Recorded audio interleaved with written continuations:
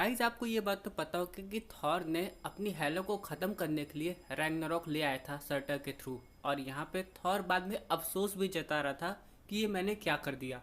लेकिन आपको पता है ये कहानी एक बार फिर आधे रूप में दिखाई जाने वाली है थॉर 5 में, क्योंकि यहाँ पे पता चला है कि थॉर 5 का प्लॉट आगे क्या हो सकता है। अब जैसे कि थॉर 4 की बात करें तो हम लोग यहाँ पे ये समझ गए हैं कि जो ज़्यूस है और उनका बेटा हरकुलिस है वो थॉर के पीछे पड़ने वाले हैं, क्योंकि उनके हिसाब से जो थॉर है वो गॉड्स की एक तरीके से इंसल्ट करता है। और वहीं पे दोस्तों ज़्यूस थॉर को सबक सिखाएंगे कि जब गॉड्स आसमान से वाकई में गिरते हैं तो लोगों को कैसा लगता है। लेकिन यहाँ पे थॉर के पीछे सिर्फ हरकुलिस नहीं आने वाला। चलिए एक बात पे मान लेते हैं कि अगर हरकुलिस थॉर के पीछे आ भी जाता है तो थॉर को दुश्मन में दोस्त बन जाएगा सूनर और लेटर। लेकिन हम लोग बात करें एक ऐसे कैरेक्टर की जो अब भी जिंदा है, जिसके बारे में हम लोग को क्लू मिल भी चुका है, वो है सर्टर। क्योंकि दोस्तों अगर आप लोग नोटिस करेंगे थॉर रैग्नारोक में तो क्या हुआ था, सर्टर इटर्नल फ्लेम के साथ मर्ज हुआ था जो कि ओडिन के वॉल्ट में थी। और यहाँ पे इटर्नल फ्लेम कभी ख़त्म नहीं होती और सर्टर उसी वजह से ज़िंदा है रैग्नारोक लाने के बाद भी। और रैग्नारोक एक ऐसी साइकिल है जो कि चलती रहती है, यानी कि एसगार्ड बनता है, फिर सर्टर आके उसे ख़त्म करता है, या फिर जो भी होना होता है। रैग्नारोक का मतलब ये है एसगार्ड ख़त्म होना। और फिलहाल दोस्तों करंटली अभी एसगार्ड कहाँ है? अपने अर्थ पे। और यहाँ पे थॉर को इस बात का डर है कहीं ना कहीं कि कहीं सर्टर वापस से आ गया और रैग्नारोक नए एसगार्ड पे लाया जो कि है अभी अर्थ। तब क्या होगा? एक तो एसगार्ड तो जाएगा ही जाएगा, बेचारे जो लोग अर्थ पर रह रहे हैं उनका क्या होगा?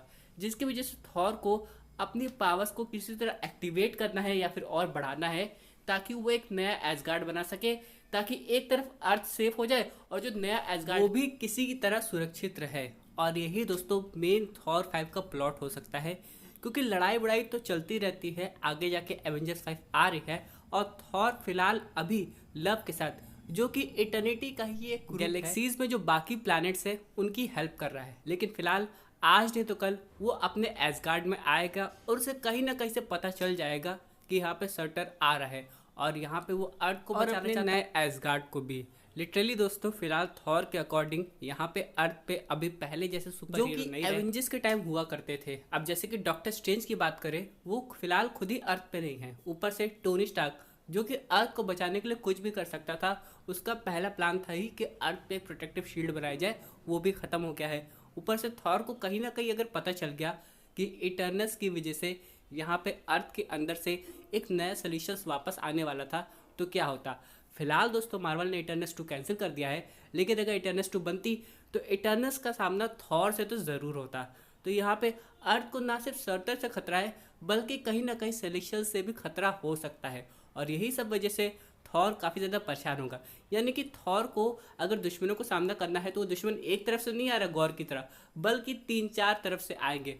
पहली बात तो हरकुलिस जो कि अपने फादर का हुक्म मान रहा है एक तरीके से, ऊपर से सर्टर जो कि यहाँ पे थॉर के नए रैग्नारोक को लाना चाहता है, और यहाँ पे तीसरी चीज़ सेलेशियल, जिनके बारे में थॉर ने भले ओडिन से सुना तो होगा, लेकिन यहाँ पे मार्वल सिनेमैटिक यूनिवर्स में हम लोग को थॉर और सेलेशियल कोई ऐसी लड़ाई नहीं दिखाई दी है। हालांकि हम लोग थॉर 4 की बात करें तो जब ज़्यूस की यहाँ पार्टी वार्टी चल रही थी जहाँ पे सारे गॉड्स एक जगह थे, वहाँ पे हम लोग को 2 सेलेशियल्स भी दिखाई दिए थे।